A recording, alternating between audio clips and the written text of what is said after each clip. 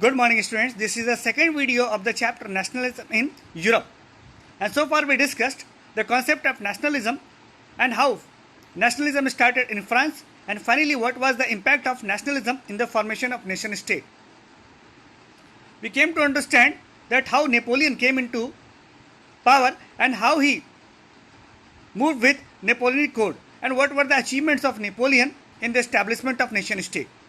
Now in this video, we will try to understand the society of Europe around 1830, and we will try to understand how the society became liberal society, how the idea of liberal nationalism was adopted in such society. So let us discuss.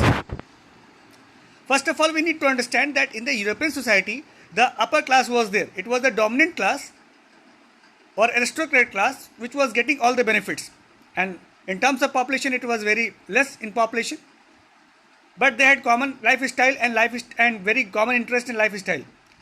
They were enjoying all the special rights, including the voting rights.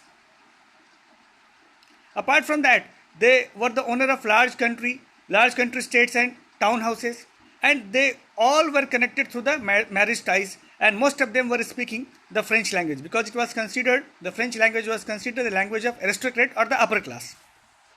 So this is how the upper class was getting all the benefits. Now what was the condition of lower class? They were very high in population. Obviously in terms of population they were more, but they were not dominating. They were being dominated. Majority of the people were peasants. Most of them were peasants. Most were landless and worked as serf or peasants.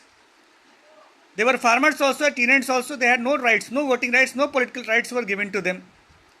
So we can say that European society was unequally divided, in which all the benefits were going in the pocket of upper classes or the aristocrats.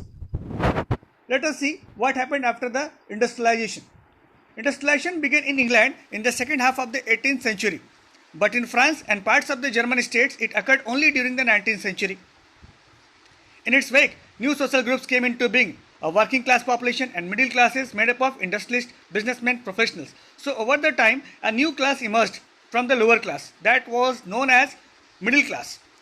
And in the middle class, education erupted, and finally the middle classes consisted of industrialists, businessmen, professionals. It was the educated middle class, and its dream was to abolish the aristocracy and to remove the aristocracy and privileges. Now, how they got inspiration? The middle class got inspiration from the liberal nationalism.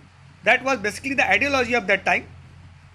And what was contained in that ideology?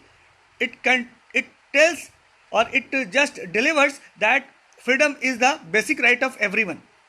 Liberalism stood for freedom for the individual and equality of all before the law. It focused the consent of government by law or before the law. It means that people are equal before the law.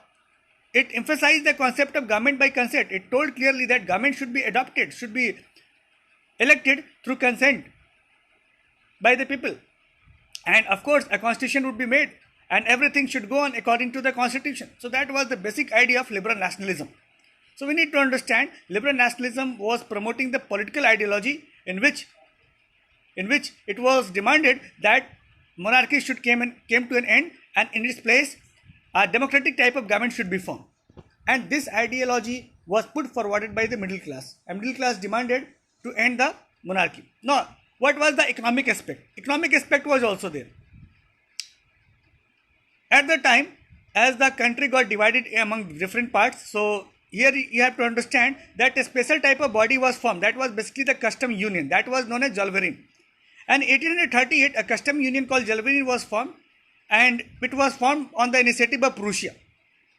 And basically it was formed in order to remove the tariff barriers that was in practice between the different states of Europe.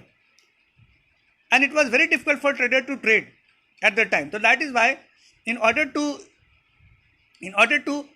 make the trade easy, this body was formed.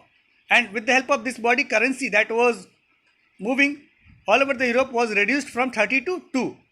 This is how Zollverein helped a lot in the economic unification of the Europe. barriers were removed and country got united on the economic basis. So we need to understand here the liberal nationalism. The liberal nationalism gave the political ideology. It gave connectivity on the political ground, whereas the Jalvarin connected the people on the economic ground. So this is how the middle class got inspiration, and middle class became the prominent one, and after that they started the revolution against the monarchy system or under the monarchs, or they actually started against the monarchs, not under but against the monarch. So we need to understand here Jalvarin was a very important economic body that created a situation in which it was very easy to do the business or do the trade at that time. So this is all about in this video. Thank you so much.